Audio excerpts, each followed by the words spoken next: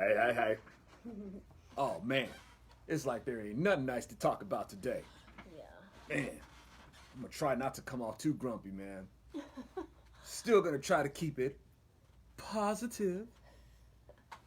Up here in the ZOpium Den, your house of the anti-fuddy-duddy Bible study. Yes. Before we get into it, as folks are coming on in, man, I've been meaning to get to. We saw some police officers getting dissed, like it was a couple of weeks ago. Yeah. Getting some buckets of water thrown on them and stuff like that. And then we saw, of course, as of late, the mass shootings. So we'll talk about that a little bit. See if we can solve the world's problems here for the ZOpium Den. We got the right tools. We got the right tools, man. I mean, it may not be some good news as far as that goes, but we got the good news right here. Amen. And that's what it's all about. That's why we do this here in the ZOpium Den, y'all. And thank you guys so much for coming in. The Lord shalom to you. Bless you as you guys come in. And make sure you hit that share button. Yeah. Invite your homies to come on and get up in here as we chop it up. I'm probably going to lose some friends today. Uh-oh. Oh, man. I'm gonna get in trouble today. Let's see. What am I going to start off? Like I said, I've been meaning to get to this for a couple of weeks. Yeah. We saw the footage of, police officers, I guess, taking like an involuntary ice bucket challenge. Oh, honey. It's like, yo, man, you guys are late for the ice bucket challenge, man. No. Okay, look. All right. How can I start this? Okay.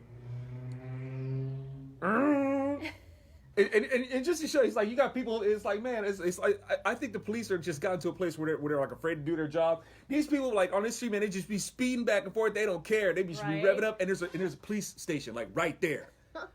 and it's like I don't think I've seen a person get a ticket once. So it's like the police are just afraid to do anything. Yeah. But okay, so check this out, y'all. Now to my LEOs, man, this is tough love. I ain't trying to diss. I ain't trying to come and hate. But I'm just trying to tell you the truth, man. I'm trying to help you. Just little old me. Me and my little old opinion. But for police officers, this should have been something that was handled. I mean, everybody has a problem with authority. That's the bottom line. It don't matter if you're a civilian. It don't matter if you're in the military. You're going to have people in the military who hate their superiors and stuff like that, think they're on a power trip and don't want to do what they're told and all that sort of stuff. It doesn't matter if you're in the military. It doesn't matter if you're at freaking McDonald's. All right. People don't like authority. And some people, sometimes can't deal with it. And some people, they deal with it or they just grumble about it. They don't like people who have authority over them and stuff like that. And, being a police officer is an authoritative position and you're going to catch some crap, And then there has been, people who have been police officers who abuse their authority and stuff like that. That's not all of them, but it only takes a few of you. Yeah. Okay. And I think, a lot of times police officers, throughout history, they do try to, they get really upset when there's people out there who abuse their authority, who tarnish the badge, you know what I'm saying? So, I give that benefit of the doubt. And like I said, I don't see the cops as the enemy or anything like that. That's not where I'm trying to go. I'm not trying to promote that at all. However, in American history, let's just get down to American history and in terms of like in the middle of the 20th century, it would have done, and I don't think it's too late, but it's going to be really hard to do. And police officers, you're going to have to do this. You're going to have to do it. A lot of where this stuff comes from, the animosity that, especially people in the black community have towards the police officers, a lot of stuff comes out, the 60s and before, 70s, when you had police officers out there who would harass black people. That's a real thing. And conservatives, Republicans, man, y'all need to quit. You're not doing the country a favor. You're not doing the Republican Party a favor. You're not doing conservatives any favor by trying to act like this stuff never existed. Preach it, yeah. It's like you need to stop, man. You're in some serious denial and you're shooting yourself in the foot. Not a good time to have good aim. gun advocates, you know, because you seem to have really good aim in shooting yourself in the foot. So conservatives, Republicans, you need to quit and stop acting like there was never racism in the police force. Because there was. When they show footage of police officers releasing hoses and releasing dogs on black people, you know, wanting their civil rights, that's a real thing. But this is where police officers have to step up and say, look, we know this was a real thing, but let us tell you who the culprits were. That was the Democrat Party. Amen. Until you guys, it's like, until you guys do this, and right now it's going to be really hard because it's what? You guys are like, what, 30 years late? Yeah. You should have been doing that like 30 years ago or 40 years ago, you know, like really trying to like set the record straight as far as that goes. But no, the police officers did something that the black people did. Y'all, both of y'all, black folks, it's a strange thing. Police officers and black folks did, the most foolish thing that you could do. Instead of calling out the Democrat Party for what they did, you freaking joined them. Oh, my Lord. Black folks, you were oppressed by the Democrat Party and you turned around and you joined them. Police officers. You have members of the KKK who are Democrats, who are out there screwing people over. And then what did you do? You joined the unions. And the unions and the Democrat Party are beholden to each other. You screwed yourself. You didn't step up and tell people, look, this is not what the police force is. These Democrats who are the KKK have abused and screwed our reputation. And we're going to call them out and say, this is not what we're about. And we reject these people. We denounce these people. You haven't done that. I haven't seen it. No. I ain't seen it. Not seen it. But what I have seen is that you joined them. You joined the Democrat Party. You're union now. That was a big mistake. Huge mistake. Black folks, same thing. You sold out for some stiff peanut butter and some cheese. You know what I'm saying? That's what you did. And now you guys got into bed with the devil, and now there's hell to pay. Now you got police officers afraid to do their job. Police officers that gotta bow their heads as they get buckets of water dumped on them. Well, these areas are run by the Democrat Party. It's like put two and two together, man. It's like what was it, police officers? I mean, don't get me wrong. I know that your job is hard, but was it so hard that you had to sell your soul to the devil? Wow. You thought that you weren't making enough. Now, no wonder people think that police officers are crooked because you got into bed with crooked people. Amen. That's what happened to you, police officers. So what you gonna do? There really is no other way out of it. The only way out of it is for you. It's like for you to acknowledge. And when I say acknowledge, dude, I'm not talking about capitulation, because I'm hearing some crazy stuff. It's like, police officers conforming to what the world says and to what these selfish people are saying to try to shape themselves to the culture. No, you will lose.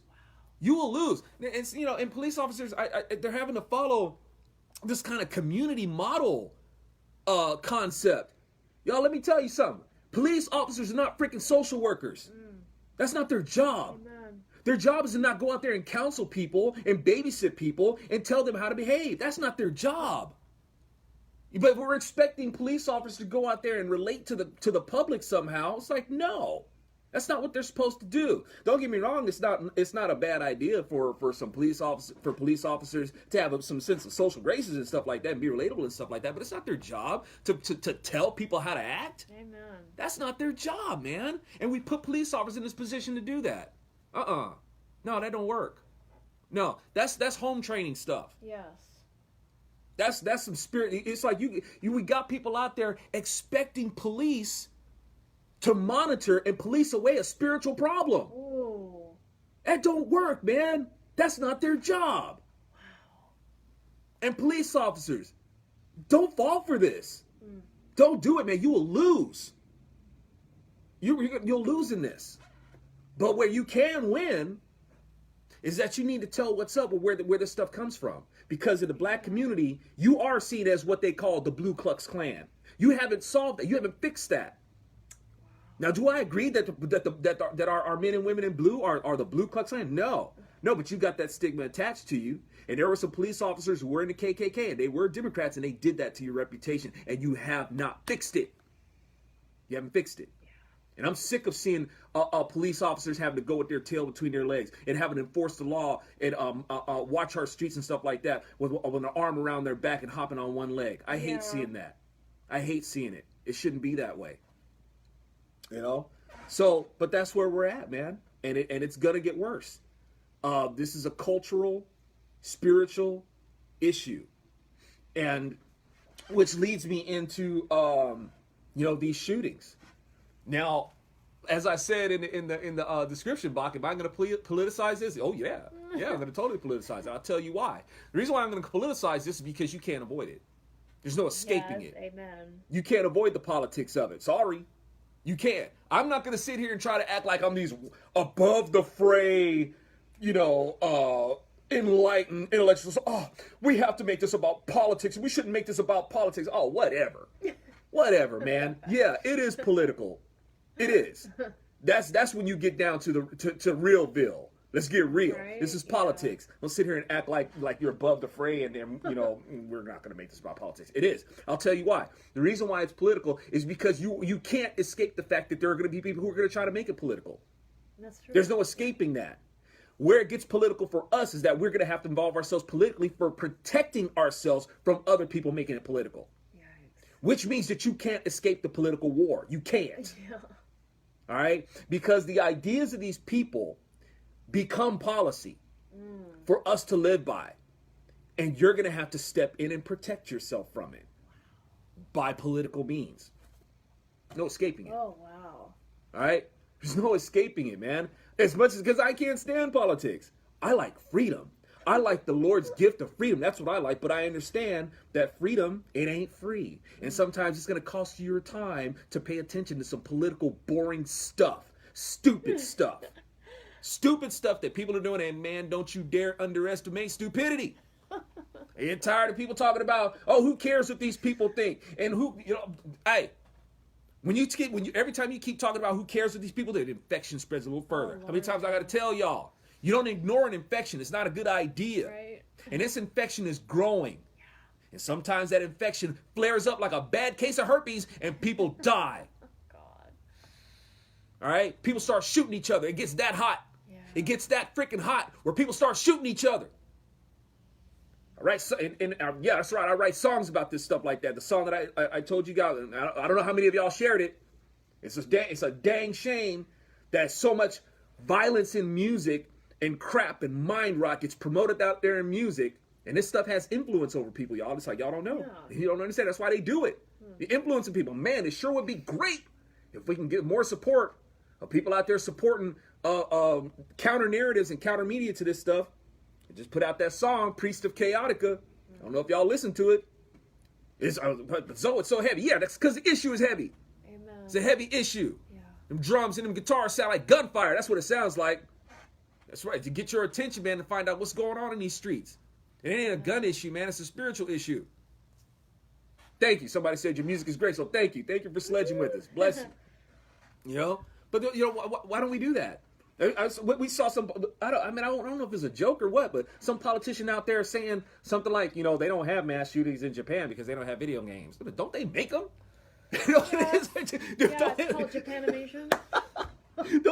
They make these video games. It's like, look, if you're worried about video games, man, it's like conservatives, where you at with supporting video games that have a whole different approach? Yeah. We don't do that. Amen. It's the liberals out there making the video games that are screwing the culture up. It's not the video games is not the problem. It's how you direct it. Right. We leave the video games to them. We leave the music to them. We leave the movie making to them. We leave it all to them. And then we wonder what's happening to the culture. Why is all this stuff going on? Because they push, just like I said in my song, Priest of Chaotic. They push, making people feel that they're victims. You're a victim. You're entitled. You're owed. And you're being screwed. And this and that. And they just keep pushing that button until somebody snaps. Amen. And then they want to turn around and blame the gun when somebody snaps after they poked them.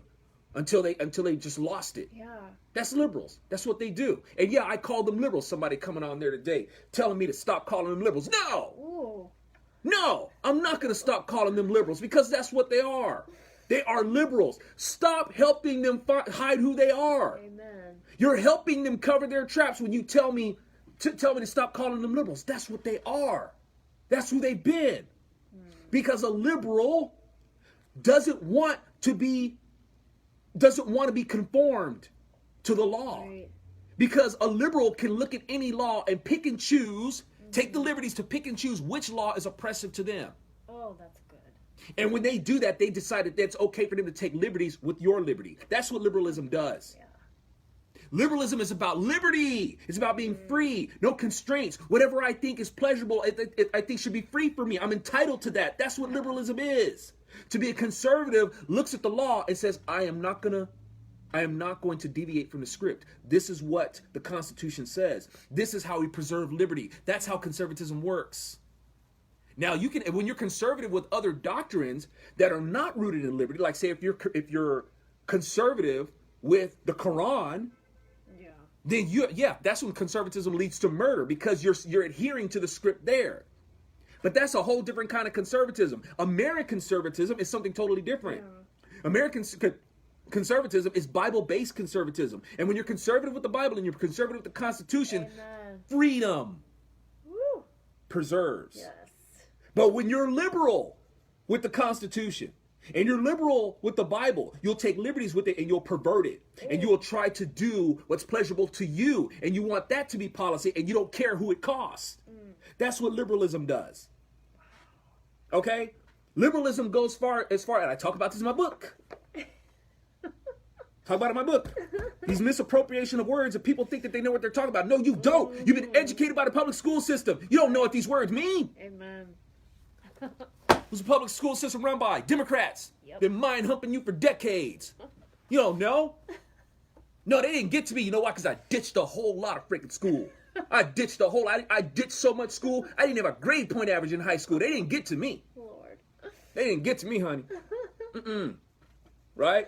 So, don't try to tell me that I've been brainwashed by Democrats. Anybody out there trying to tell me I don't know what liberalism is? No, the Democrats brainwash you. I don't know what happened with the Confederacy. No, the Democrats brainwash you because they're the ones who founded it all. If you learned what the Confederacy was, you learned it from Democrats. Amen. That's where you learned it from. So, this whole stuff that's going on, man, you're not going to be able to. One, a politician can't fix it. Politician can't fix it. These people are shaped by the culture. They're shaped in the culture. Yes. You can't get away from that, man. And until we start doing the cultural work, more importantly, the spiritual work, that's not going to get solved. And unfortunately, it's going to get worse. I can sit here and tell you, hey, man, it's a spiritual problem all day. We're subject to the law of entropy. It's going to decay. Yeah. We're going to go downhill. We don't have to be a generation that speeds it up, though. And unfortunately, that's what's happening. And like I was talking about, with these, they're talking about video games and they're talking about, the movies and stuff like that. It's like, well, why don't we support the counter narrative to that? We just don't. Yeah. We always have enough support for. It's like you see people out there, with their MAGA hats, whole lot of support for government business, even though we say that government is the problem, not the solution. But people out there, it's like conservatives, their rock stars are politicians. Yeah, Lord. They do. Okay. They're all about politicians. Yeah. The culture, screw the culture, and the culture is where this stuff is coming from. Yeah. You wonder why it's like you spend money on these campaigns and stuff like that, and you send people in there just to disappoint you. Because it's not up to them to really solve it. Their job is to simply maintain policy to make sure that we have a free republic. But y'all, they can't do that if they don't have the power to be in office, and their job is to get basically elected and reelected. Yeah. And they're going to conform to the culture. Power to the people, right? It's we the people. And for some reason, conservatives, they just don't understand that cultural work that needs to be done, man. Yeah. They don't understand it. And like I said, trying to tell me to stop calling them liberals and stuff like that, man, you don't get it. You don't get it. They are who they are. And you're helping them hide that. Yeah. Get this book. Culture War Coaching, y'all. Yeah. Tell folks about it. There's a reason why liberals don't want you guys to see my work. They don't want you to ever find out about this book. They don't want you to find out about this stuff. They don't want you to find out about 20-pound sledge. They don't want you to find out about the Zoloft. They don't want you to find out about the ZOpium Den. They don't want you to know what I'm doing. I'm just some knucklehead next door, man. I'm not. I don't claim to be some person with a great academic or scholarly career or anything like that. I don't have a lot of degrees to boast. I boast in the Lord. Amen. You know, that is my filter of discernment. That's how I work this stuff. You know, other than that, I mean, because what's happening? These people are going to colleges and stuff like that, only to get this so-called intellectual fortitude to justify being savages. That's all they're doing. They want to basically they want to be cavemen, and they want to give the so-called intellectual argument to be that. Yeah. You know, look at we see what's happening. Men, they're not even men anymore.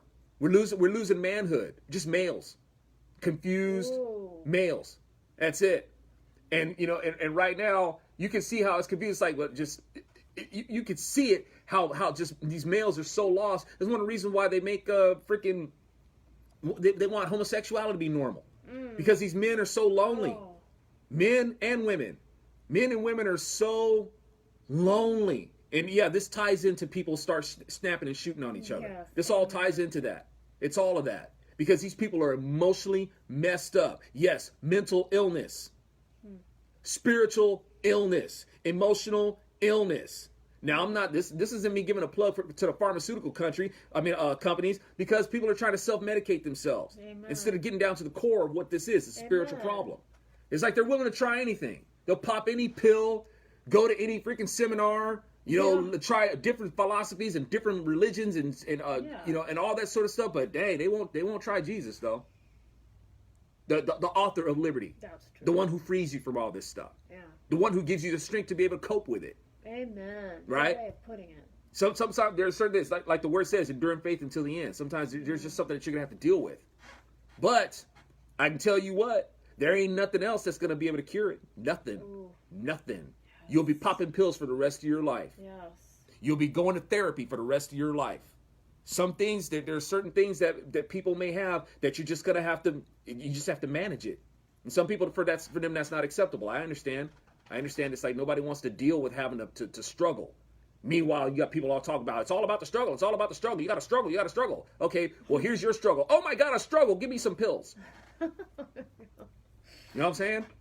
They'll tell other people that they got to deal with their struggles and stuff like that. You got to struggle and all that sort of stuff. Not them, though.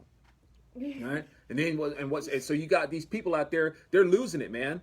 Males out there, that's one of the reasons why they're promoting homosexuality and making homosexuality normal. They're trying to make homosexuality normal because men don't want to be ashamed of having sex with other men.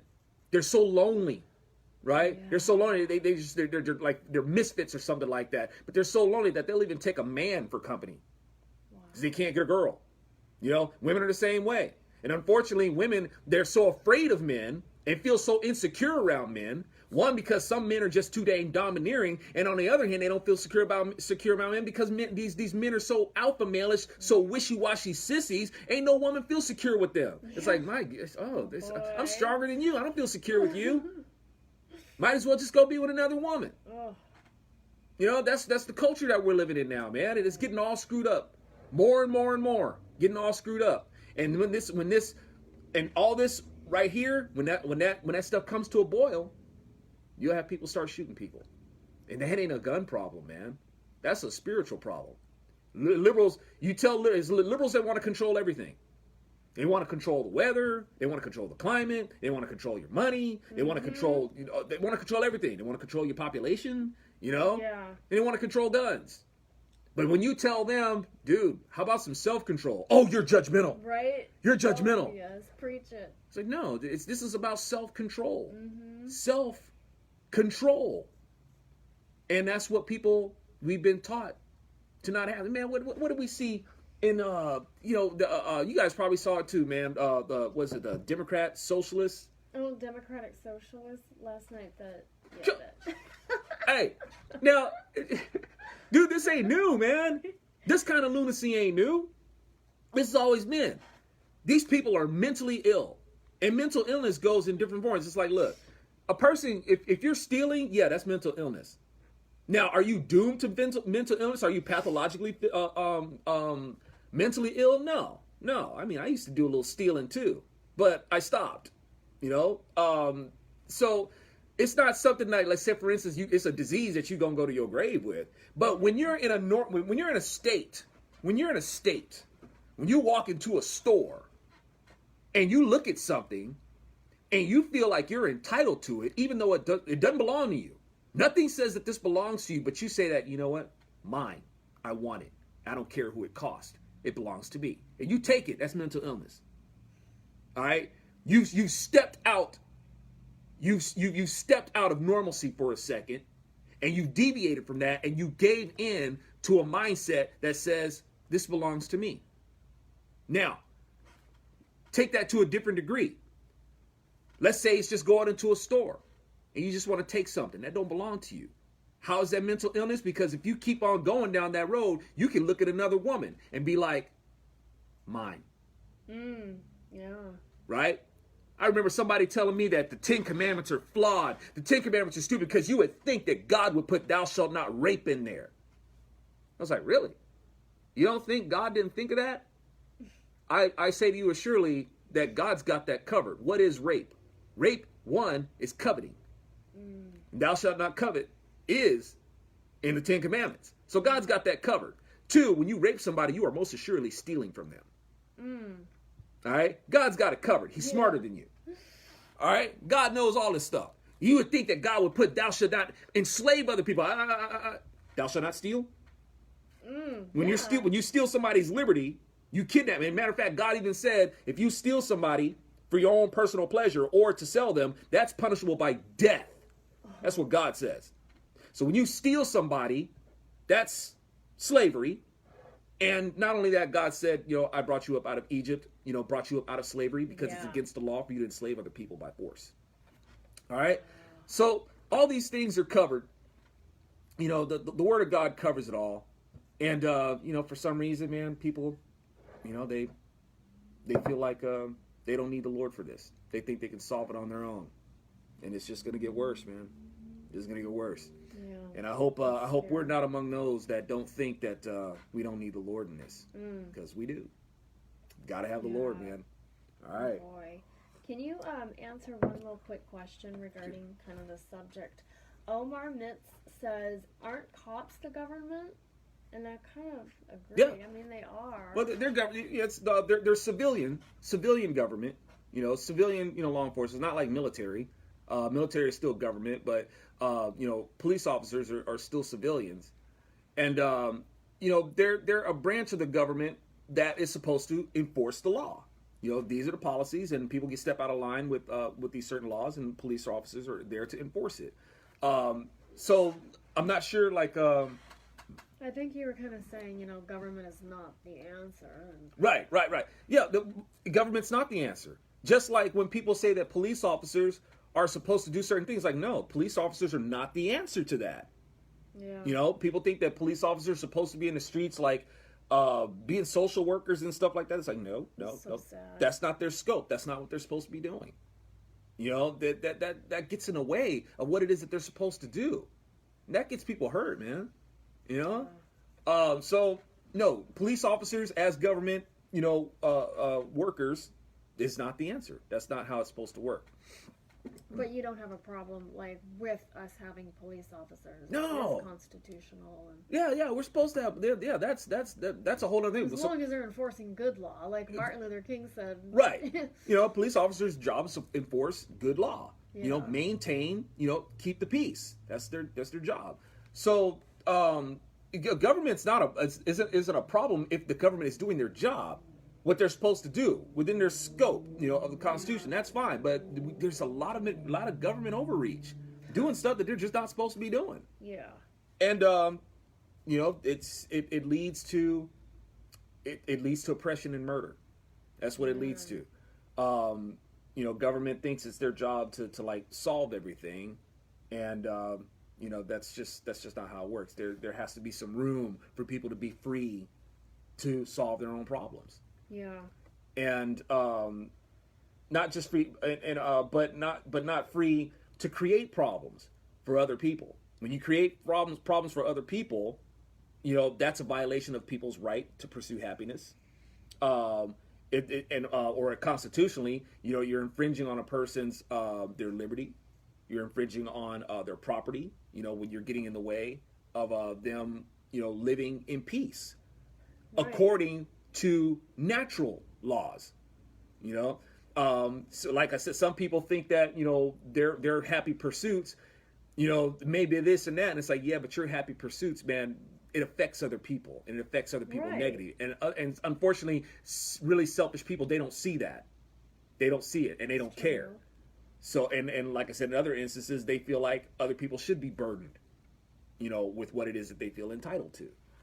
And but we keep promoting that in the culture, man. We keep pushing it in the culture, and then eventually people snap. Yeah. And that's all that entitlement stuff, man. It's all that entitlement stuff.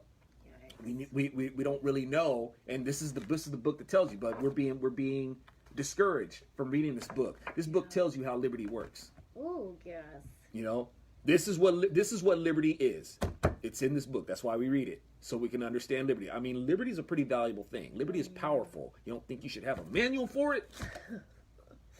Right? It's a powerful thing, man. Something that's very, very valuable. And, you know, things like that should come with instructions, and it does. Instructions breathed to us by God. Amen. Should read it, you know. But people are being discouraged from reading it, and they're given a perversion of what liberty is. Ooh. Right? And that's what we're up against. That's deep. Wow.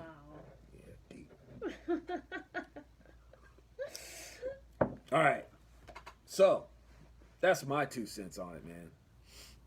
Yeah. I like it. All right, let's get into Exodus 13, y'all. Wait, Woo. Exodus 13? Yeah. Oh, I thought Isn't it was it? Acts. No, Exodus 13. We better be in Exodus 13. All right. That being said, thank you guys for hanging out long enough. Thanks, Mike. Hanging out long enough for us to get into this read. And that being said, let us invite the Holy Spirit in the name of our high priest and king, Yeshua. Father, we trust in you, and we welcome you to help us with our study. We want to be able to walk and talk in your way. We need your light so we can see the way. Yes. Help us to be effective and fruitful for your glory, and help us to be radiant and gravitational and resonant with folks, you know, that they may, you know, seek you also, and those who do abide in you stay inspired to abide in you. And like I said, may we you know, do what we can in this generation to point more folks to you, you know, bring them back from that cliff before they go off, you know, see if we can bring some folks back. Yes, for your glory, Lord. Thank you. In Jesus' name, make it amen. Amen. All right. Let's see what we got her in Exodus 13. All right. Adonai spoke to Moses, saying, consecrate to me all the firstborn from every womb of Bnei Yisrael, both men and animals. This is mine. God, you sound a little entitled. Mine. Oh, honey. Sorry.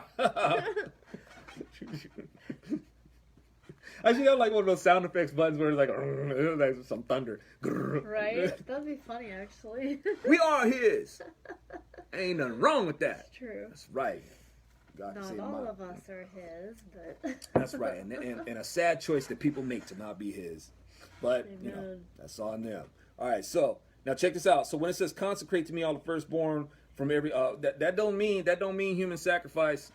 It doesn't mean that you're going to set aside your firstborn to kill and give to God. You know, and we'll read further and make sure that we cover that.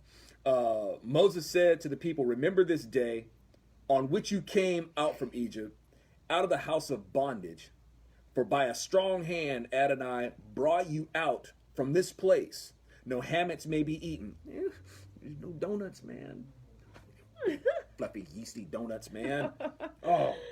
All right. Randy's donuts. Oh, you had to say that. I had to say it. That's a good donut, man.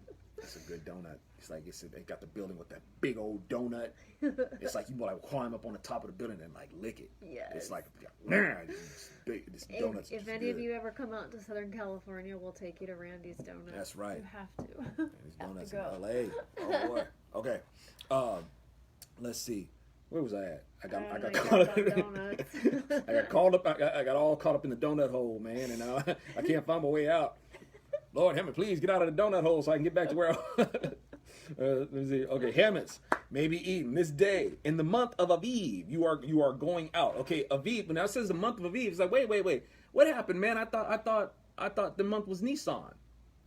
How did we get to the month of Aviv? And that's as far as I know, that's not even a month. If you look on the Jewish calendar, it's like, where's Aviv on there? It's like, I don't know. I can't think. I don't know. I don't know it by heart. I don't know it by heart, but I don't remember seeing Aviv on there. Well, the thing is Aviv. When it says the month of Aviv, it means a spring month. So Aviv Nisan is still the month, and Aviv, it basically means greenness. So it's pertaining to a season more than a month. It just happens to be a month of the season, Aviv. So it means a spring month, like one of the months in spring. Yeah. Okay. Mm-hmm. Interesting. So we got Aviv. You are going out when Adonai brings you into the land of the Canaanites, the Hittites, the Amorites, the Hivites, and the Jebusites, which he swore to your fathers to give you a land flowing with milk and honey. You are to observe this service during this month. For 7 days, you are to eat matzah. Man, it's just like this. It's like a cracker. Man, eat matzah. Cracker, man. Can I at least get like a churro or something? and the seventh day is to be a feast to Adonai. Matzah is to be eaten throughout the 7 days, and no hametz is to be seen among you, nor within any of your borders. You are to tell your son on that day, saying, it is because of Adonai, of what he did for me when I came out of Egypt. So it will be like a sign on your hand and a reminder between your eyes, so that the Torah of Adonai may be in your mouth. For with a strong hand Adonai has brought you out of Egypt. You are to keep this ordinance as a moed. Like moed is like a tradition, right? An annual, from year to year. Now, when Adonai brings you into the land of the Canaanite, as he swore to you and your fathers, and gives it to you, you are to set apart to Adonai every firstborn from the womb. And remember, that when he sends them into the land of the Canaanites, and we saw all those tribes. Remember, God says, "I'm leading out an army." Ooh. All right, Israelites, man, don't underestimate them and fight. This is a warring culture, man. They've been at war for a long time, and they've been commissioned by God to get out there and kick some booty. Yeah. All right. Unfortunately, the problem is that they keep conforming to the world, and then they lose their strength. But if by God, they're able to be gathered again. So it's like a miracle culture, man. Yeah, it sure is. Miracle. Yeah. But they're going out an army. Right? He swore to, and your fathers give you, let's take from 12, you are to set apart to Adonai every firstborn from the womb, and every firstborn male animal you have will be Adonai's. Every firstborn donkey you are to redeem with a lamb. If you do not redeem it, you are to break its neck, but you are to redeem every firstborn male among your sons. So, okay, this brings up a question. There's a verse where a man returns home, and because he's so grateful to the Lord, he says, "Man, I'm so grateful to you to be home. Whatever comes out of that first door, the first thing to come out of that front door, I'll sacrifice to you." And it just so happened to be his daughter. His daughter ran out to greet him. Now, you'll have those that think that this man sacrificed his daughter to God. No, he didn't. It's telling you right here what that looks like. You're going to consecrate, because God does not accept human sacrifice. He just doesn't. All right? And people say, well, what about Isaac? What about Isaac? Yeah. Isaac wasn't sacrificed. God told him, say, yeah, go ahead and take him. It's like, this wasn't even so much proof for God, because at the end of it, God's like, now I know. Yeah. I know that you love the Lord. It wasn't just so much for God. God knew what he was going to do. It's for us. True, yeah. It's for us. God is the witness for Abraham. And God's like, so let me be the witness. I'm letting you know that Abraham, that's a dude with some rock solid faith right there. That's my dude. Because even Abraham, when he went up, it's like, look, man, I know that God is going to square this up, because I know that God doesn't take human sacrifice. So I know that God has a plan. He knows it. That's why he said, me and my son are coming back. Abraham knew it was up, right? Because he knows that God does not accept human sacrifice. So in this right here, when you say that you're going to consecrate, it's a different than the animals, the firstborn animals. The firstborn animals are going to be sacrificed. Yes. Firstborn humans are not sacrificed. So now, so as we read, say every firstborn donkey you are to redeem with the lamb. Now, don't be insulted, y'all, but the donkey represents us. Oh, no. Donkey is an unclean animal. And it's weird because mankind has a duality. There's a dual thing here. God does not take human sacrifice. Now, of course, no, don't let me forget that I said that. God didn't take human sacrifice. Now, people be like, well, what about Jesus? Yeah, that's where my brain went. Didn't God, well, here. Pump your brakes. Okay. Let's understand something. God would not have sacrificed Jesus if God couldn't bring him back. It's that simple. Okay? It's that simple. So when people try to say that, well, Jesus was a human sacrifice, yes and no. One, I'm saying this slow so folks can follow me on this, okay? Thank you. Jesus could be sacrificed because Jesus himself was qualified to come back. Nobody else was. All right? Now, people be like, well, how come God can't sacrifice another human and bring them back? It's like, it doesn't work that way. What's God going to sacrifice you for? Why would God sacrifice you? Jesus was qualified to be sacrificed and come back because through him, everybody else could come back. God sacrificing somebody else doesn't do nothing. You see what I'm saying? They don't do anything. Because God sacrificing somebody does not pay salvation for us. Jesus could be sacrificed because Jesus was spotless. Jesus could make the all-covering atonement. And Jesus could be brought back. And not only could Jesus be brought back, he could bring the rest of us back. That's why. That's awesome. Jesus wasn't sacrificed necessarily as, oh, I'm just gonna be sacrificed. Jesus was a casualty of war. All right? Wow. Jesus is like maybe you guys have heard the song by 20 Pound Sledge, Death Buster. All right? Jesus is an official of the best kind, because we respect officials who have at least served in the military, right? Ooh, that's good, yeah. Well, Jesus is a military man. Jesus wasn't an armchair warrior, baby. Jesus wasn't one calling shots from a distance. Now, I'm not hating on those who do, because somebody's got to be the architect of campaigns. Yeah. But Jesus didn't do that. And don't we respect somebody? If you're gonna wage a war, then you need to get out on the fields with your soldiers. Well, Jesus did. God did. Wow.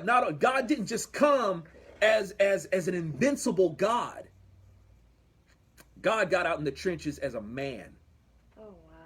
God's like, I'm gonna feel every stroke. I'm gonna feel those bullets rip through me as a man. Oh my. I will feel those bayonets go into my flesh and out my back.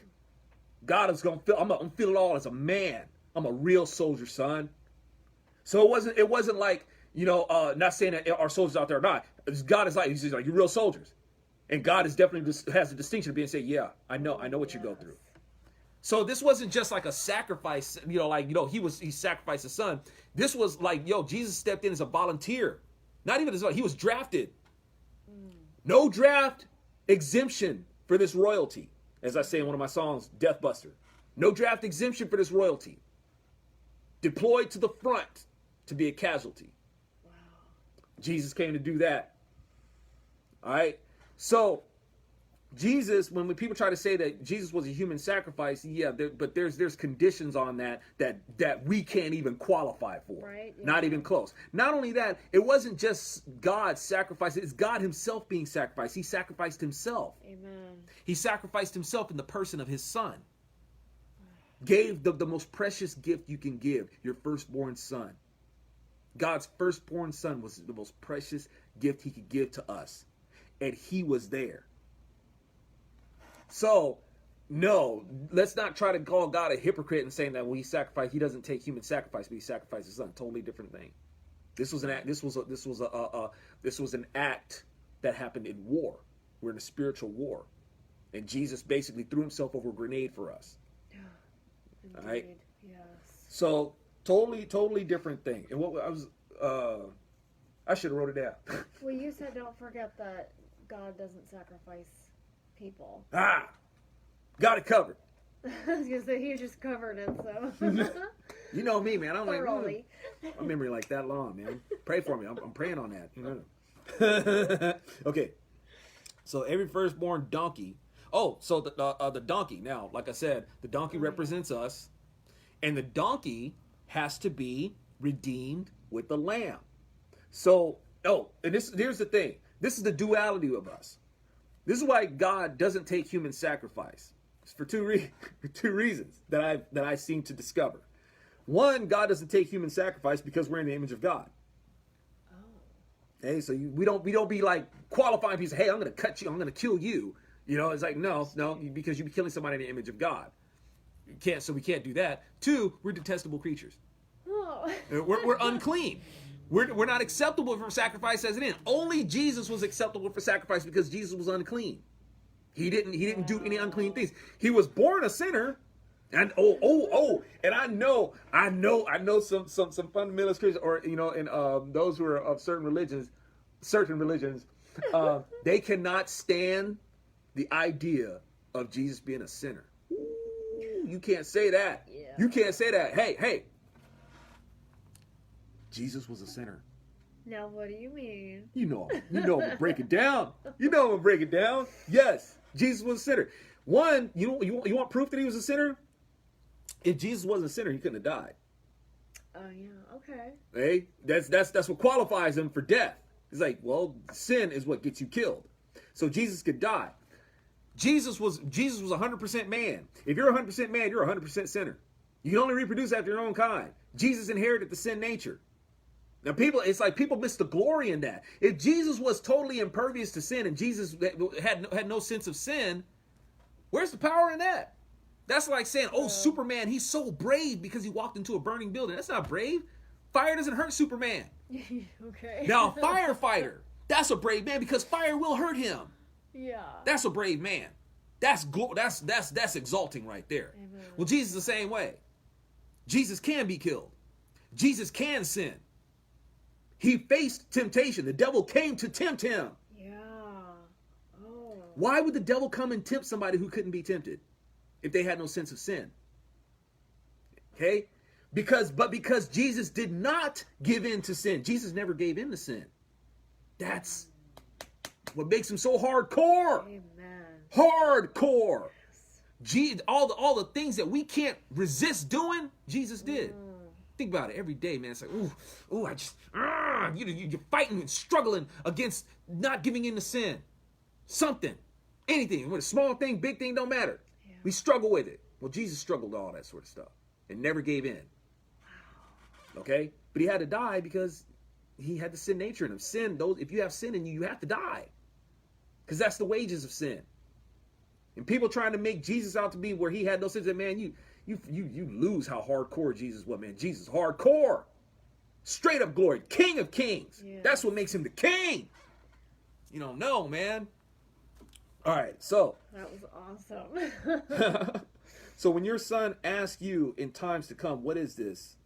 Say to him, by a strong hand Adonai brought us out from Egypt, the house of bondage. And when Pharaoh refused to let us go, Adonai slew all the firstborn in the land of Egypt, both men and animals. So I sacrificed to Adonai all firstborn males, but I redeemed the firstborn of my sons. And what does that mean by redeemed first? It's 5 shekels. When you consecrate your sons, to God, it means that they're going to be dedicated to tabernacle service. They become priests, so to say. That's their job is to work at the tabernacle. So And how are they redeemed? They're redeemed with 5 shekels. So it's in this, but and why do we have a picture of this? Because what happens from here is that the Levites are going to be given this job. The Levites become the priests instead of the firstborn males. Once again, this is a picture of Christ, because now Christ has taken over. He has taken over the Levitical role. Remember, Christ is a descendant of Levi as well as David. Why is that? Because Jesus is both high priest and king. Ooh, yes. So that's what we have here. The Levites took over the duties of the firstborn having to be consecrated to a term of service. Oh. Now, from the Levites, now it is taken over by Jesus, the ultimate Levite, the ultimate descendant of David. All right. And brought us out of Egypt. We're at 17. After Pharaoh had let the people go, God did not lead them along the road to the land of the Philistines. Although that was nearby, so they had to take the long way home. Take the long way home. What was that? What was that? What? I always get them confused. Was that Supertramp or was that Cheap Trick? I think it's Supertramp, right? Let me know, folks. Is that the long way home? That's Supertramp, right? That was a good jam back in the day. That's some good stuff. What is it? Take the long way home. What was that other one? The philosophical man. What is it? Dang, what's that song, man? You guys know it. How does it go? Sing it for us. I can't remember the chorus. How does it go? It seemed like the song is called The Philosophical Man or something like that. I know somebody's gonna, somebody said Supertramp. That's what we're talking about, Supertramp. And, won't you tell me who I am? My falsetto. I'm trying to sing it terrible. Anyway, you guys know what song I'm talking about. So they took the long way home. Let's see, Moses. Oh, hold up. People might, after Pharaoh, the Philistines. And Philistines, by the way, guys, the Philistines are descendants of Egypt. Which, and when people talk about Goliath, who called himself Philistine, even though I guess he adopted himself as a Philistine or something like that, because it says he was God. But, we talk about that stuff more in other stuff. But the Philistines, they're from the Chaldeans, which are also from a descendant of Mizraim, who is Egypt.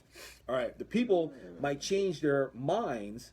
The people might change their minds if they see war. That's why they're going a long way around, because God knows that they're not ready yet. He already knows what's up with them, right? Because we saw that. He's like, we can go back to Egypt and have fish. Yeah. All right.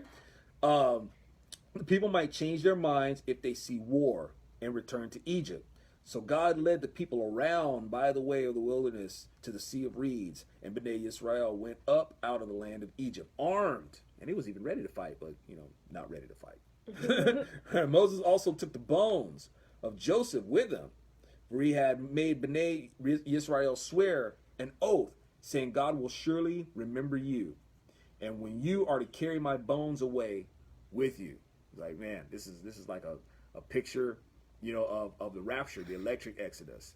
Because when that happens, man, even the bones, when God called, when that last trumpet sounds and the dead will rise first, them bone, everything, all your DNA is like recorded, and it's going to be used as a model to make your new body.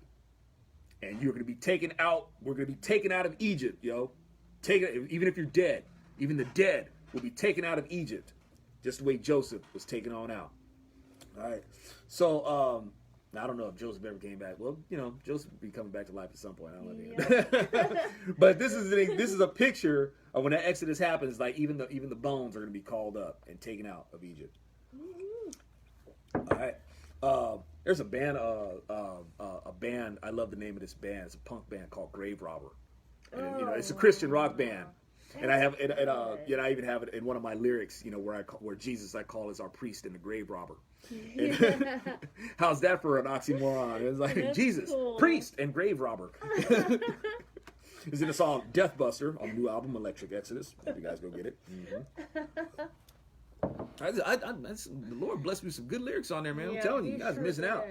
Everybody listen out all that crap music that's out there, man. Some of the music's good, but it's got horrible messaging on it. Horrible. Amen. Man, at least 20 Pound Sledge, man. Dirty sound, clean message. Yeah, I was gonna say, especially hard rock and heavy metal kind of music. That stuff's just straight up satanic. A lot of it. I know. I used to listen to it. But yeah, it's such a blessing to actually hear hard rock and you can have positive lyrics. That's right. That's how 20 Pound Sledge does it. Okay.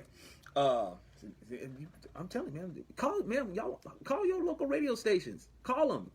Where you listen to conservative. When they playing that bumper music and they playing all that secular music, say you got conservative talk show hosts playing all that secular music, helping to promote them in the culture, man. Yeah. Y'all, how come y'all don't be calling and say, hey, why don't y'all get 20 Pound Sledge in your bumper rotation?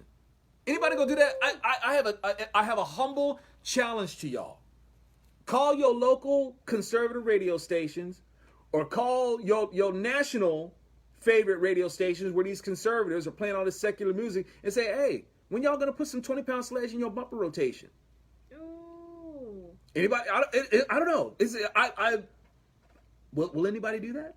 If somebody actually gets that accomplished, we'll bake you some cookies and mail them to you. I'll try to do something. We'll write you a letter and mail it to you saying thank you. We'll try to do something. We'll try to thank you somehow. But let's.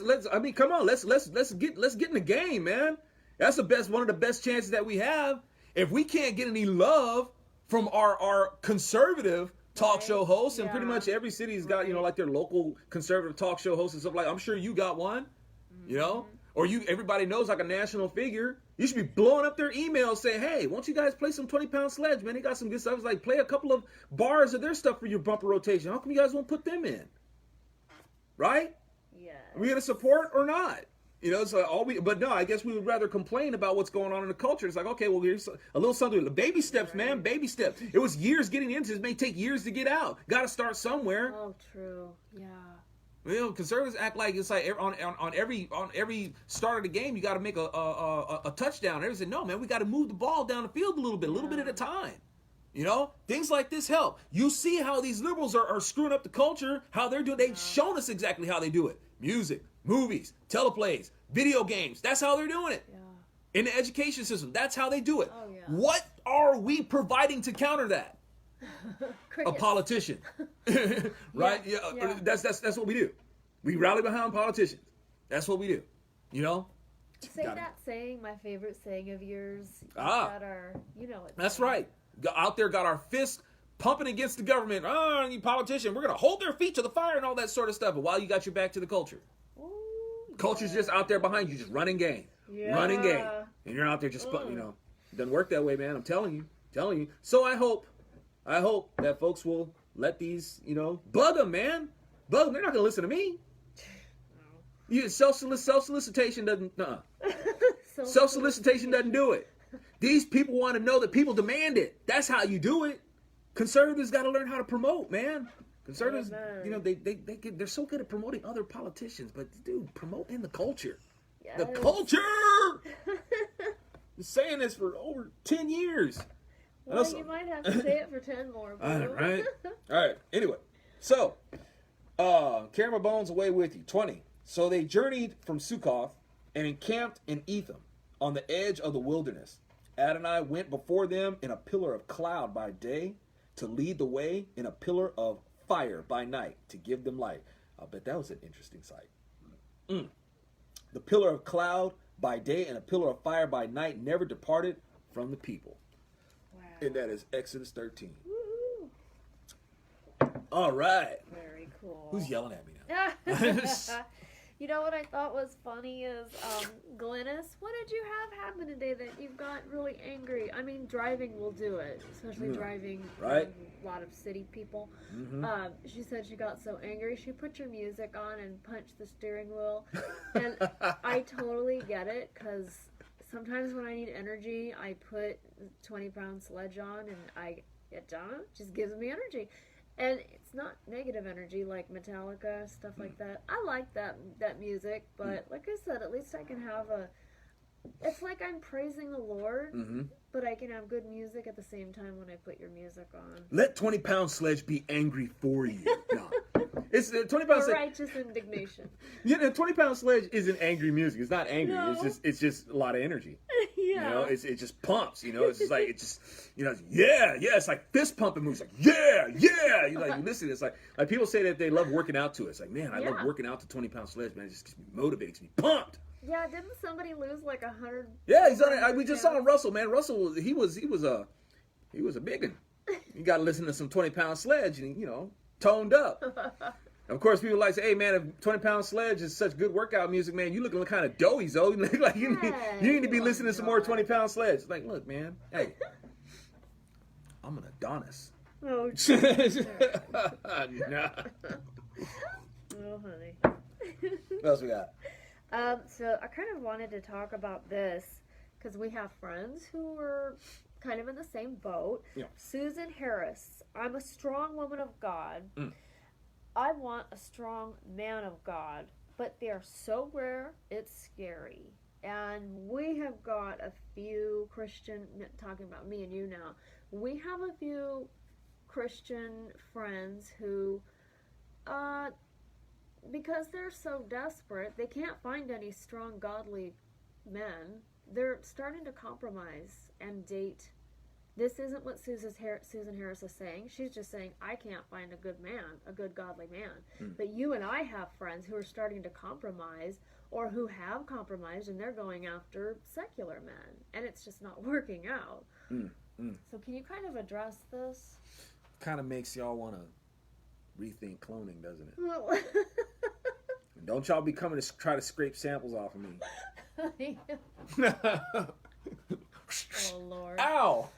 Quit! Quit trying to clone me. Oh, let's get the ego under control and answer or talk about this. I would slap you, me going. You'd see my hand in the shot. Yeah, there's me going to my Joel Osteen mall. Don't you love my beautiful smile? All right. So, and you know, that I guess that's been for a long time. You know, trying to find a godly man, and what do you do? What do you do about, you know, supply? Yeah. You know, one of the things that, like I said, that's one of the reasons why we're trying to do what we're doing is, you know, promote the truth in the culture.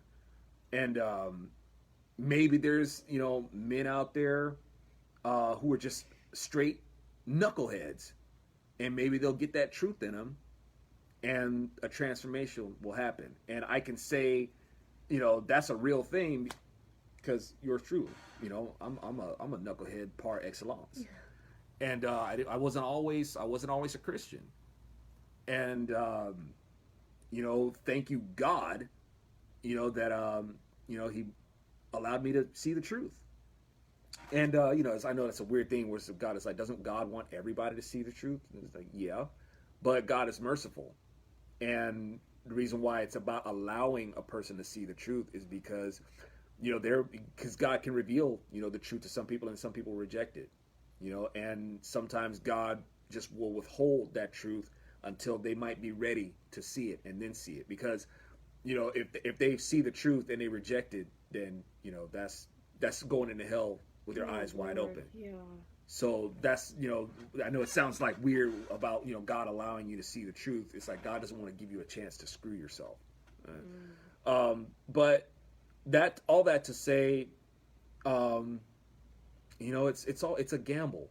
You know, I mean, you want to give yourself the best chance possible. You know, there's certain, you know, ideas that you may have, like, you know, what you would like in a mate.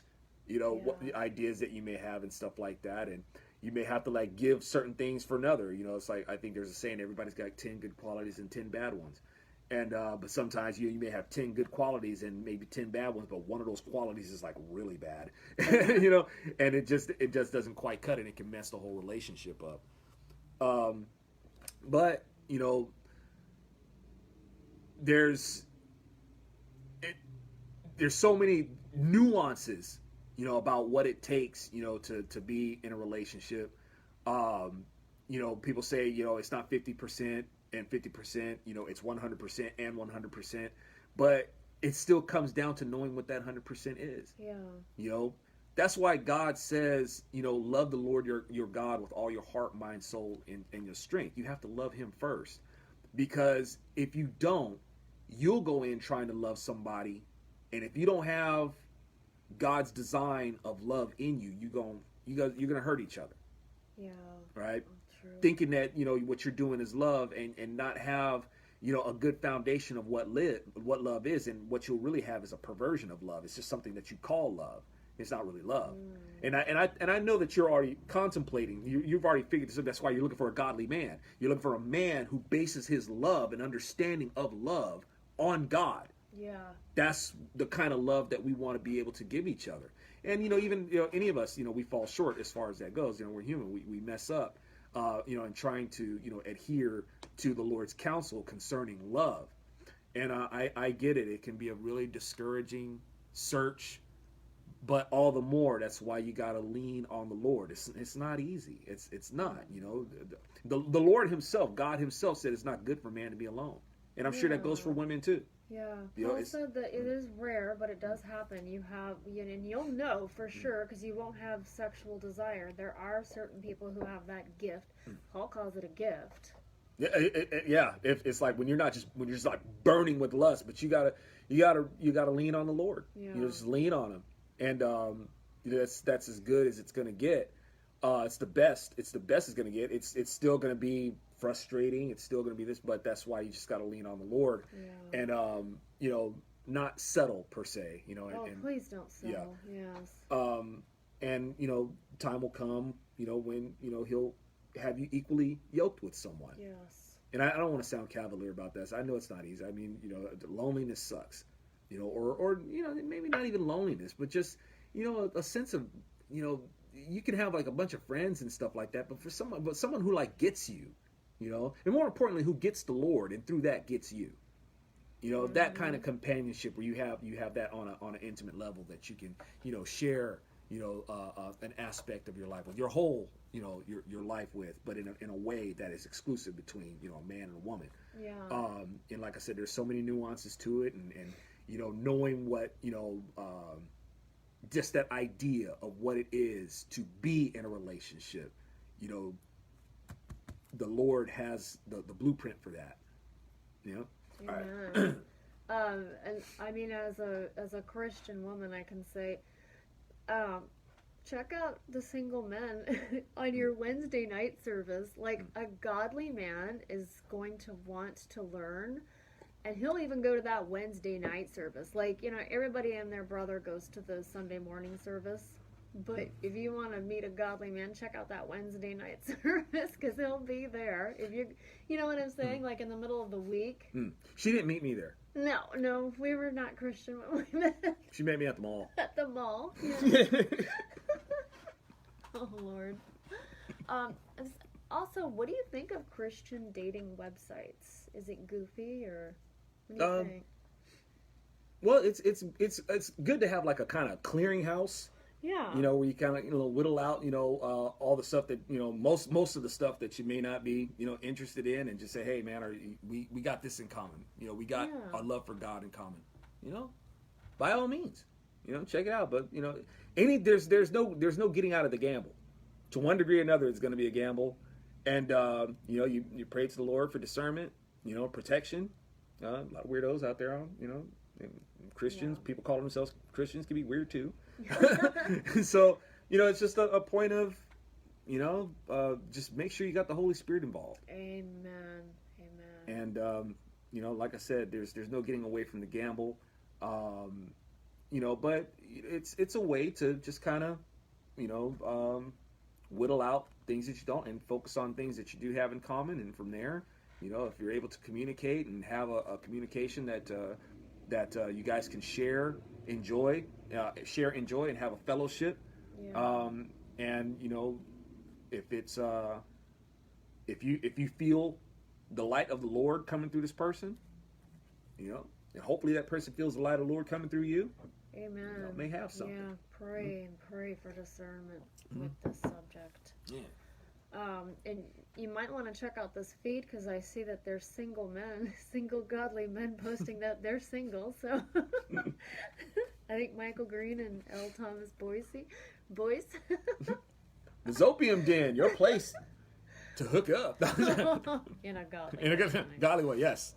So I was wondering, what do you think about the lack of solid godly men in the church?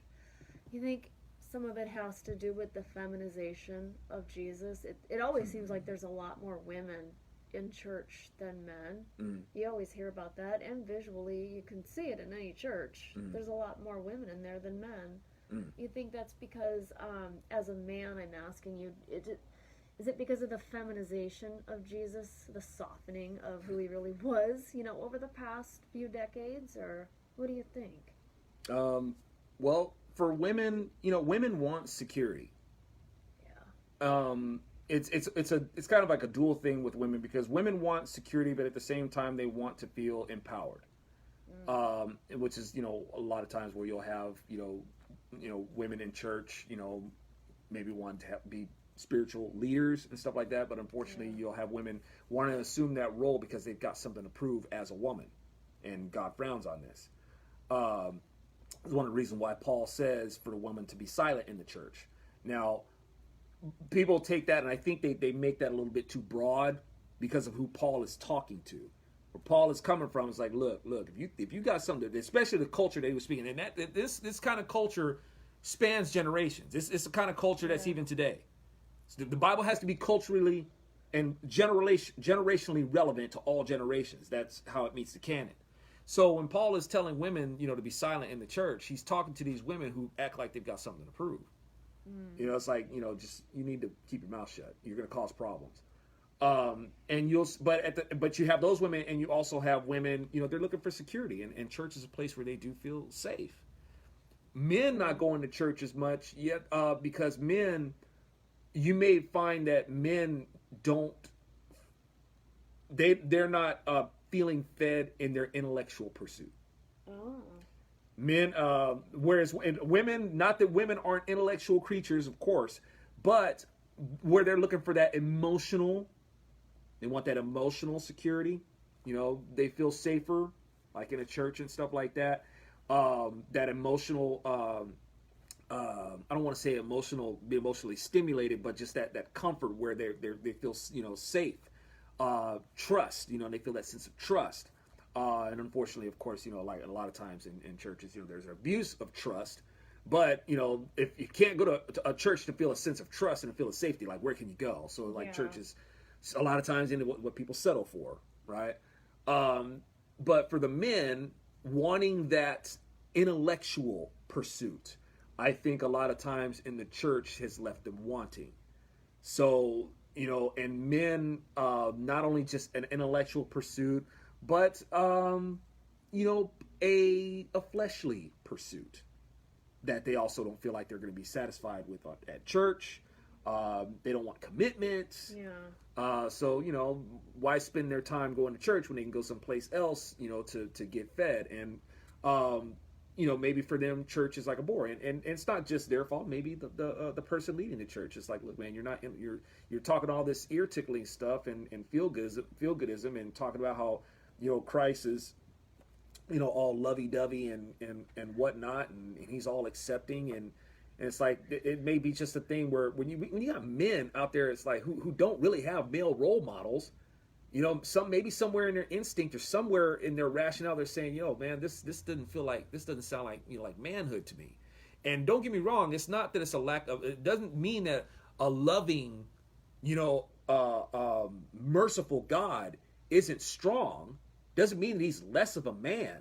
But when you try to make Jesus out like to be this all accepting hippie and stuff like that, let me explain something about this idea that Jesus is this all accepting, and he just loves us, and all that sort of stuff. If Jesus was so loving and accepting of who we are, Jesus wouldn't have died on the cross. Jesus is basically saying, you will enter my kingdom over my dead body. I ain't having you. Y'all make me sick, actually. And he told it's like, yo, Jesus, why are you eating with the tax collectors and these sinners and stuff? Why are you eating with it? He said, because they're sick. Yeah. That's why. We're sick to him. We're actually detestable to God. Wow. And literally God said, over my dead body, you will come into my kingdom. Ooh. All right. So Jesus, let's not make like Jesus this all accepting person. If we were so accepting, he would just stay on his throne and say, "Oh yeah, go ahead, do you, man. I don't care. I don't mind. I'll see you guys later." It's like, no, that's not how Jesus rolled. Jesus is a warrior. Yes. The perfect balance of militance and mercy. So Jesus is like, look, yeah, I'll accept. You want to come to my table? Come to my table. People didn't come to Jesus' table to leave the same way. He's like, yeah, I'll eat with you. I'll wash your feet, all that sort of stuff. But I tell you what, if I'm gonna do that, you better leave change. I didn't come to tolerate you and let you stay the way that you are. You want to come to me a drunkard? You're gonna leave sober. You want to come to me a homosexual? You're gonna leave straight. You want to come to me a thief? You're gonna leave an honest man. If you come to my table, you come to me wanting to be healed. That's why you came. So when people talk about Jesus ate with sinners and all that sort of thing, yeah, he sure did. He did. But they weren't expected to leave that table the same way. So, I don't know what the point of that was, but it's just something that needed to come out. It was. I asked your opinion on, why are there so many more women in churches than men? And B, do you think it's because of what the culture, what has happened to the church? Well, feminizing Jesus over the past few decades. Yeah, there's a lot of that, and like I said, I think when people they end up going to college and they're discouraged, made to be discouraged about who Jesus is and what the Bible has to say and all that sort of stuff. They're not expecting to find an intellectual stimulus there, right? And it's waste of, as far as they're concerned, it's a waste of their time. Mm-hmm. But y'all, we're called, we're told to promote this in the culture. The Lord tells us to. It tells us to get out there and make this compelling. We're supposed to be able to speak the truth in ways that people say, oh. Yeah. Capture their attention, capture their imagination, get their attention long enough to be able to get the truth to them. Amen. We're not really doing that. Yes, indeed. Glennis says, I'm going to tag you in Amir Tsarfate's Middle East update. He's a Jewish believer. You both teach the same way. And Zoe doesn't know the name Glennis, but we do. I listen to that almost every week. So I put every time he puts one up, and so Zoe listens to it in the background. Jack Hibbs. Glennis, I'm sure you pay attention to Jack Hibbs because that's Amir's good buddy, basically. And Zoe did a speaking engagement with Jack Hibbs. And I hope you do listen to Jack Gibbs because he's awesome. Jack Hibbs, yeah. But so thank you, Glennis, for tagging Zoe with the Amir Tsarfate's Middle East update. That's awesome. Yeah, thanks, buddy. That's a great show. Love it. So Clint Myers, what is your honest stance on weapon control? Weapon control. Yeah. My stance on it is make sure that you know what you're doing to control yourself with it. Ooh. What does that mean? I think our buddy put it together. It's like gun control means using both hands. Yeah, that's the gun control. But weapon control, like say for instance, okay, when you have the Second Amendment that says the right to keep and bear arms shall not be infringed, and when it talks about a well-regulated militia and all that sort of stuff. See, the liberal thinks and takes liberties with that amendment and assumes that a well-regulated militia means that, well-regulated means that the government is going to just over-regulate. It's like we have to have all these regulations. Like, no. A militia itself, is for when it's like, why would we have the government overseeing a militia? It's like, no. If you have a militia, it's because the government has gotten out of control. Yeah. So how is but you want to assign the government to regulate a militia? It's like, no, that's totally at odds. Oh, I never thought about that. And counterproductive to what the amendment means. Wow. All right?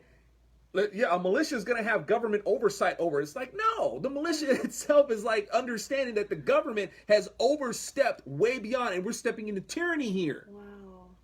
A well-regulated militia basically means that free people are taking responsibility and understanding all the safeguards of what it takes and all the disciplines and whatnot as a free people to regulate their militia.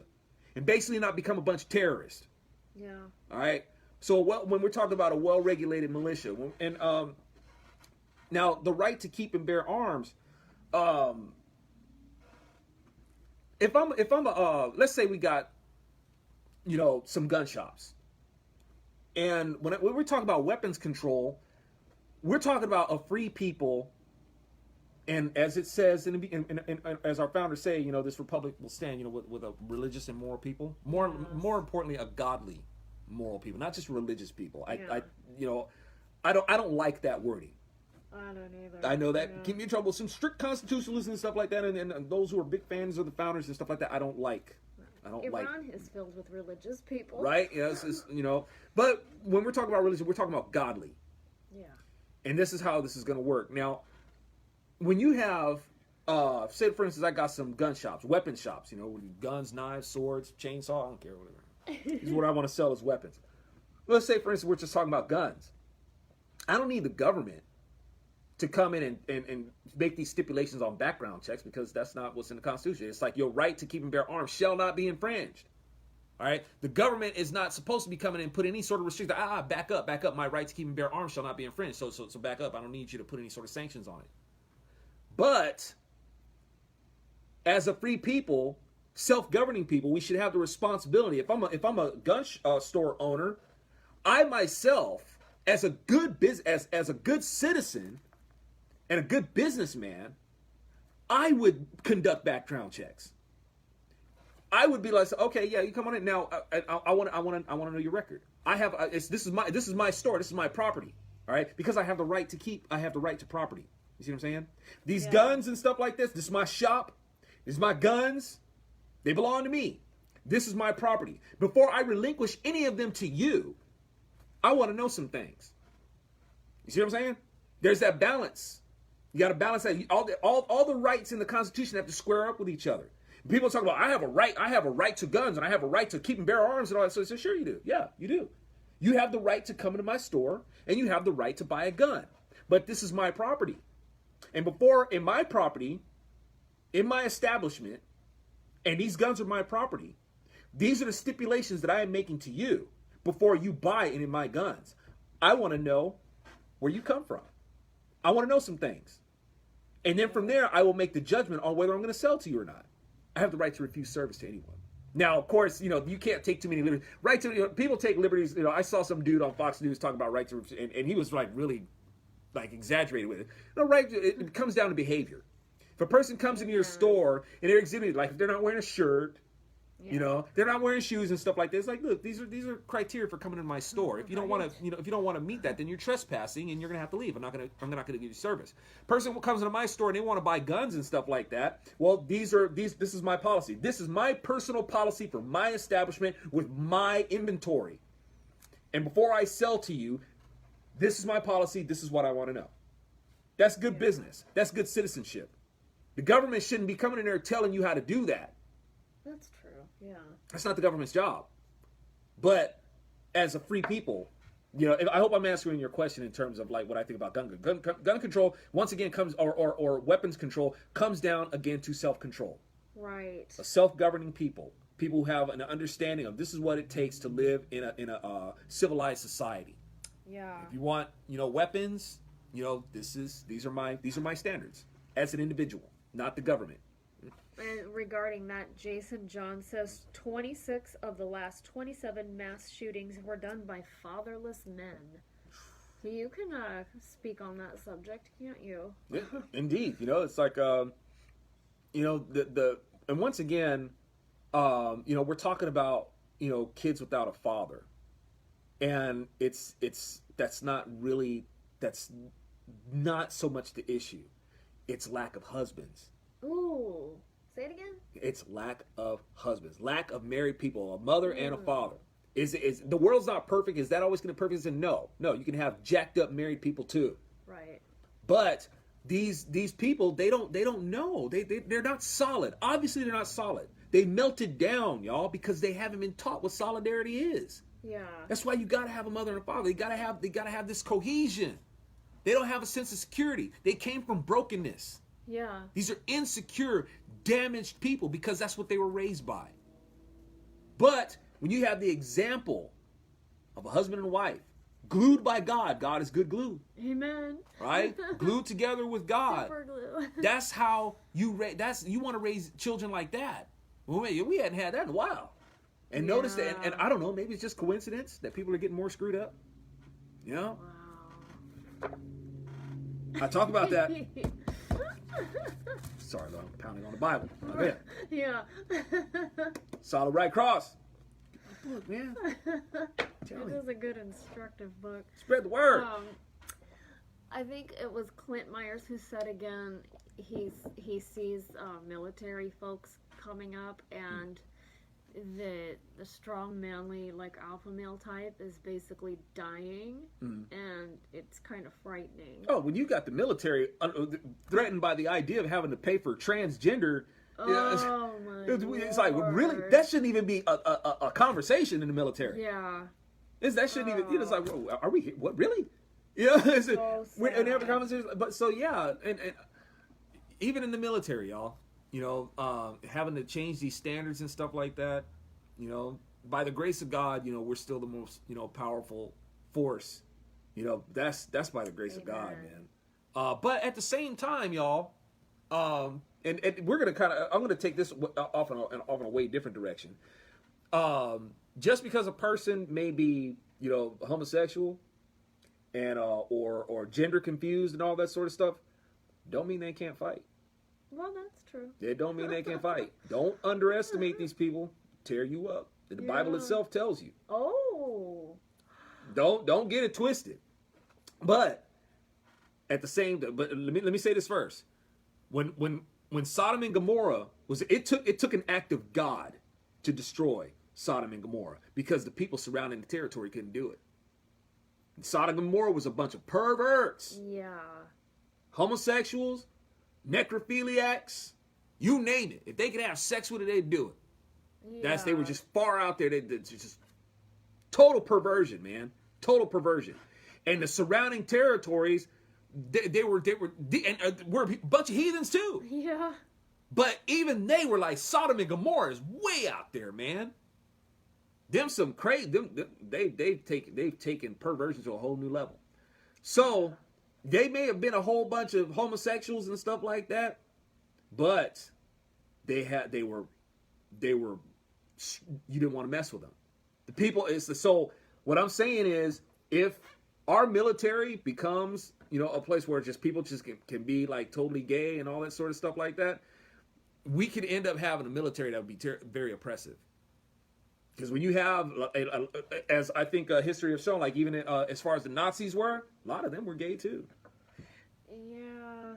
You get it's the terrorists, Islam, the Islamofascists. You know, for them, and it's part of their doctrine. Their reward is not just 72 virgins, but their reward is little boys. Oh. You know, preserved as pearls. Yeah. To service them. Right? So and for them, you know, homosexuality, if you're not Muslim, they can punish you with sodomy. You know, that's their excuse. Jeez. They want to do it too. They'll have sex with another man, but they'll do it because this person is an infidel and they need to be punished. Stuff like that. You know? So when you have these tyrannical minded people, you know, if that kind of idea starts to grow in our military will turn to evil. Don't think that in good old America that can happen. Remember, y'all, paradise started in Africa.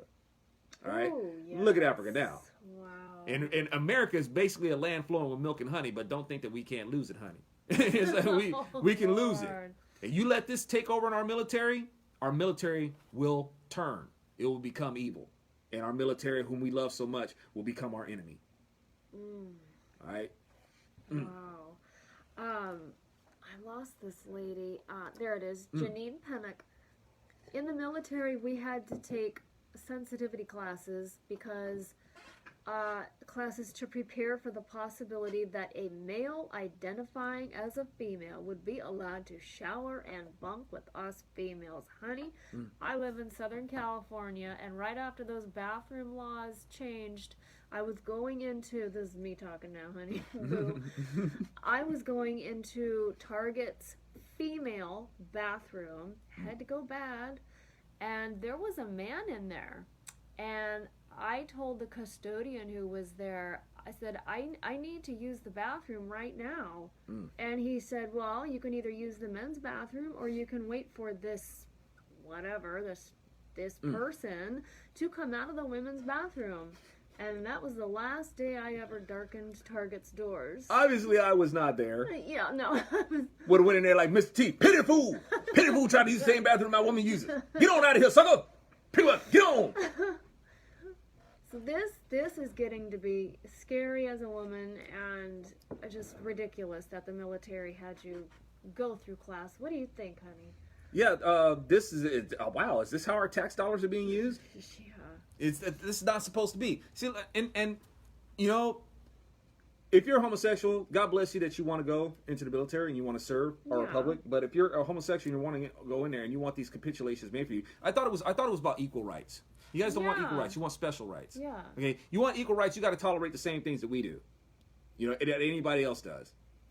If you're going into the military, you got to have the mindset of a person going into the military is to prepare to sacrifice. Yeah. And you got to forego yourself. You go into the military, you're making a sacrificial effort, which means that you're going to have to sacrifice your lifestyle. If you go into the military and you expect the military to capitulate to you, you do not need to be in the military. Amen. That's mental illness. You're not entitled to make the military conform to you. Right. And make the taxpayer have to pay for whatever surgery or counseling or sensitivity training, all this sort of stuff. That's not what that's for. Yeah. And if you don't have that sense of sacrifice, you do not need to be in the military. Amen. So, yeah, that's my 2 cents on that. Thank you. Brian Lee Mays said, Trump repealed Obama's bathroom crap. Yeah, that is true, but unfortunately Southern California took it to a whole new level. Yeah. So they don't care what the federal government does. They do their own thing. And I saw what you did there. Bathroom crap. Yeah. Oh, I didn't pick up on that. Of course you would, honey. All right. So there was something else I wanted to ask you. Movie one uno mas. I guess we'll call it a night. I won't ask you any more questions. Just how can people find your book? How do they get it? I said one more. One more. Okay, one more. So Michael Green, he was commenting on the Democrats and the Democrat light Republicans, meaning rhinos. Mm-hmm. You know, they're all starting to come out and say, oh, gun control, let's put a few controls in place, and he's kind of worried Trump is listening to them. How do you think this is going to turn out?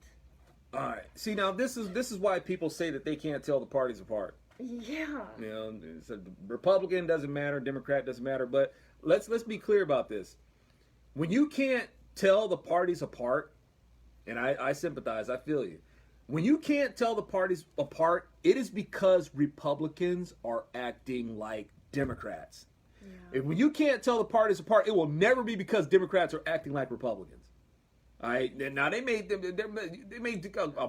some moderate things and stuff like that, but no, like Democrats, doing what's right and reflecting our Constitution and being reflective of what it is to have a republic. They don't even acknowledge that we're a republic. They think we're a democracy. Okay? Right. It's not because when the parties are acting like you can't tell them apart, it's because Republicans are acting like Democrats. And once again, y'all, see, we think these politicians are gonna behave a certain way. Y'all, they're shaped in and shaped by the culture. Yeah. And if you're worried about your politicians, even Donald Trump, having this degree of integrity that's going to represent you and hold the line, one, it's going to take prayer, and two, You got to show that this is what the culture demands. And right now, the culture is, it's like, we can talk about being the silent majority all you want. That doesn't mean much in the face of a noisy minority. Amen. They're the ones who are making all the noise. Yeah. That's the wheel that's going to get the grease. And the politicians will capitulate to them. Whereas what are we doing? And when they're making a whole bunch of noise, they're not just making a bunch of noise, yelling at the government. They do that too. They're out there screeching and crying and all that sort of stuff. But where did they get this poison from that gives them the idea to go and do that? They get it from their music. They get it from their teachers. They get it from the movies. They get it from the teleplays, the video games. That's where they get all this stuff from. Yeah. You know, places that we're just not. Yeah. So, you know, they get it from their social media. They get it from the search engine. Like, I hear conservatives, you know, saying, "Man, we need a new social media. We need a search." That's like this of the battle. We need a search engine. You got to have a search engine because when people go online and they want to get information, right? Google pulls up everything that's going to be left leaning, anything that they want in the news. Yeah. If, even you can see how when they go to like Wikipedia or the dictionaries and stuff like that, you can see how they'll call fascism a right wing ideology when it's not. Fascism isn't right wing, you know. But that's what Google shows them. That's what people get their information from. Wikipedia, why is Wikipedia it's like that's the leading like so-called encyclopedia. Yeah. You know, and even when Wikipedia came out, I was suspicious about Wikipedia because I'm like, Wikipedia, that sounds like witches, man. Wiccan? Yeah. It's like a covenant of witches that run Wikipedia. So this is where people are getting their information from. How come where's our competition? Yeah. How come it's like, and if I had the kind of know how to do it, I would try to do it. But that's not. I'm a musician, man. I'm a musician. I try to make music. This is what I'm trying to do support. But I know that there's got to be some conservatives out there who understand the importance of having a freaking encyclopedia. Well, yeah, that's true. Isn't there some conservative out there who understands the importance of what it is to have a search engine? But how do we get it to be as useful and large and well known as Google or Bing? You got to start somewhere because we're thinking that we got to go for the big game. Man, we got to understand what it is to take these small steps and just start growing. Yeah. You know, we got to grow. The conservatives don't do that. You know, it's like unless we win big, we're not going to win at all.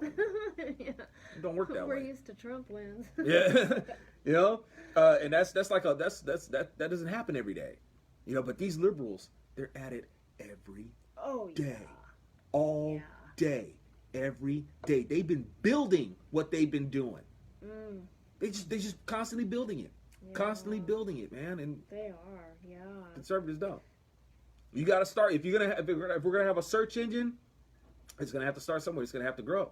And it's not like let's make a conservative search engine or we got to make a conservative. It's like no, it's not gonna be really engaged. It's gonna be boring.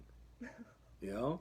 And I'm not saying it should be like an anything goes kind of thing. I think that there should be like, you know, something that, you know, sanctifies us, if you will, or something that, you know, distinguishes us from, you know, from Google or distinguishes us from like Facebook and stuff like that. You know, something that people can get that they would enjoy.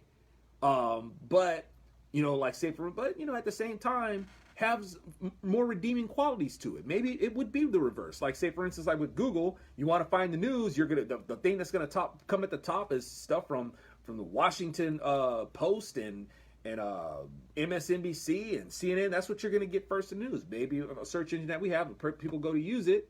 You know, the first thing that's gonna come up is you know, things that cater more towards conservatives. Sure, in that sense, yeah.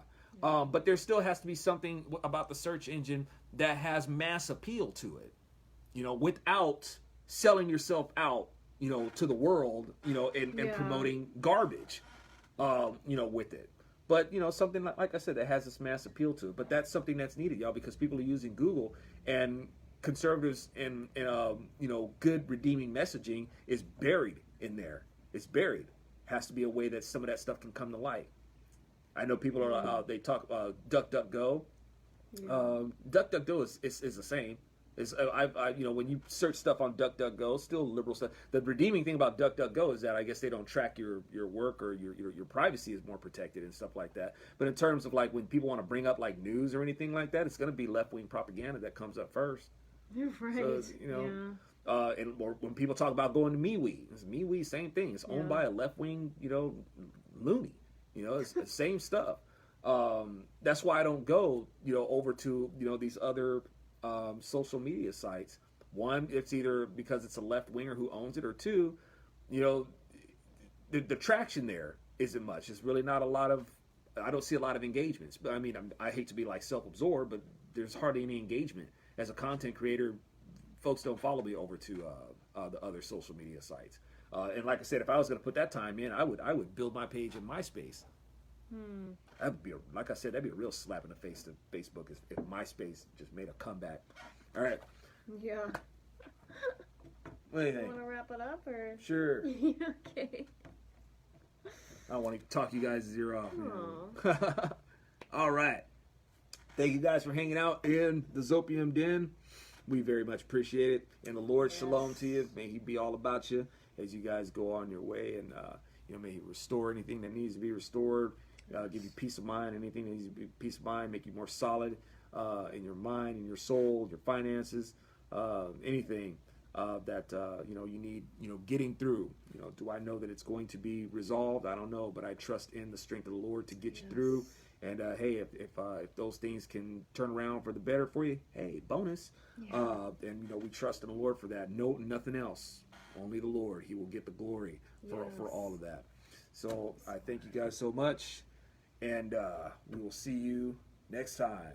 Sledge on.